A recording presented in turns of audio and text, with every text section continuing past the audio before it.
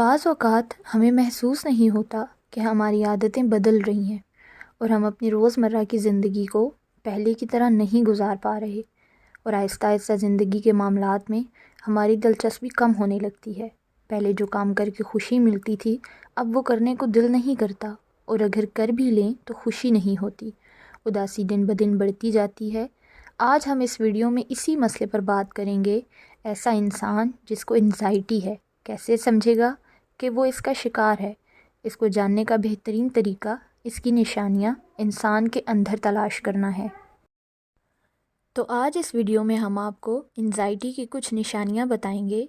Video میں آگے بڑھنے سے پہلے ہمارے چینل سائیکالوجی فیکٹس کو سبسکرائب کرنا مت بھولیں۔ نمبر 1 ہے رسپانس نہ کرنا۔ اگر آپ انزائٹی کا شکار ہیں تو آپ کا کسی بھی انسان سے بات کرنے کا دل نہیں کرے گا، اور آپ کئی دن تک میسج اور کال کا رپلائی نہیں کریں گے۔ اگر کوئی آپ سے پوچھے گا تو آپ کو نہیں پتہ ہوگا کہ آپ کو کیا ہو گیا ہے، لیکن یہ بھی ایک واضح نشانی ہے۔ نمبر 2 ہے صلاحیت کم کرنا۔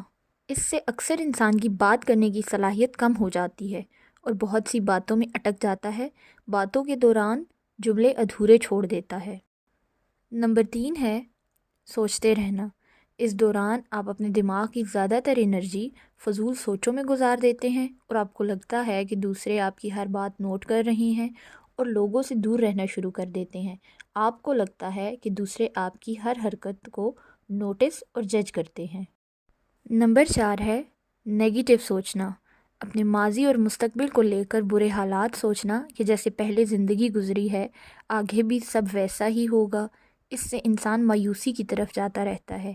اگر یہ سب بڑھتا رہے تو انسان جلد ہی ڈپریشن کا شکار ہو جاتا ہے۔